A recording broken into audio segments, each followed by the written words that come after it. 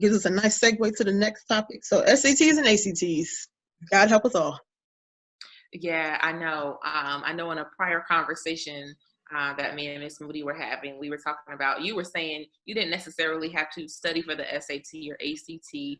Some students do, and you have to be, like me, I was a student who had to have that test prep. Thank God I had that test prep because I wouldn't have been able to get into some of the schools that I got into. But I mean, I think students should look at colleges that they're interested in and look at the average SAT or ACT score that the average student gets at that school. Granted, it's a ballpark. You know, you don't have to, stress yourself totally. But I believe that students should start early taking the SAT or ACT. It's definitely junior year for sure. Some people say second semester junior year. Because you will have already been in a math class for a semester.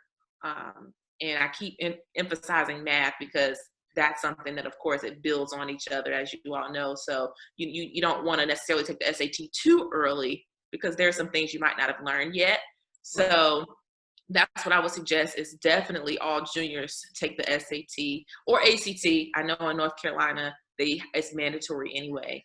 I was in North I'm now in Maryland, so it's different. They don't require the ACT to take in school.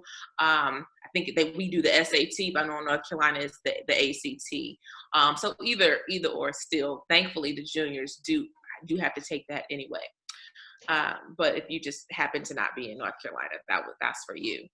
And get your scores and interpret it, read them, see what does it mean on the ACT if you have a 19.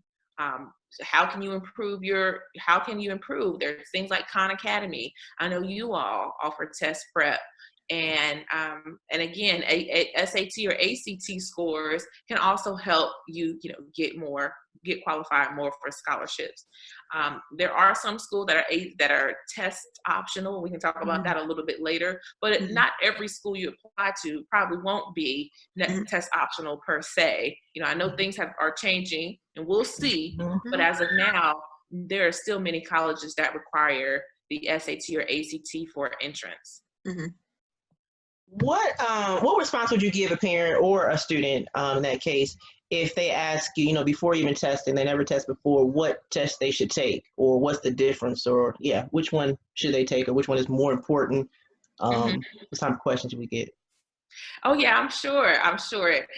Back in the day, I probably would have said the ACT, but now I would have said, you might want to try the ACT, but I would definitely try both. When I was in high school, I only did the SAT because I didn't really know about the ACT. So I know it's kind of a regional thing, but I would say try both for sure.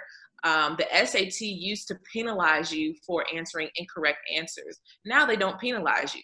If you answer a question incorrectly, you don't get any points taken off. Whereas the ACT has never penalized you. And that's what I used to really like about the ACT. The ACT does have a science portion on it, whereas the SAT does not. So that's one major difference there.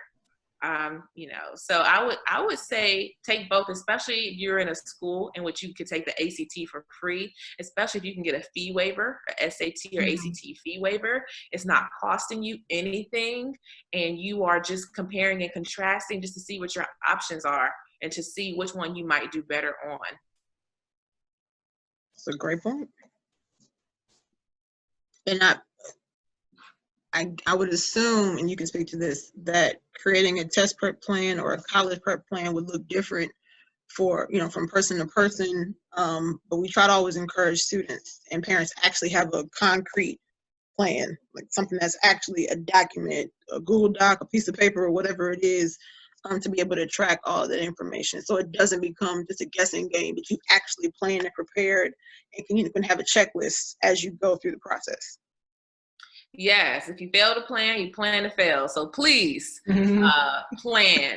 Please plan, get a spreadsheet, stay organized. Data, I mean, this is what we're talking about. We're talking about data here. And of course, students are more than numbers. Yes, you are a whole person, but we know that colleges are businesses, and they do look at numbers kind of first to see if they're going to further look at your essay, they're going to look into your recommendation letters. So you don't want to disqualify yourself, you know, by your numbers not necessarily being up to par per se. So you do what you can do. Organization is key, and preparation is key. All right, well put. That's why I like talking to the experts. All right.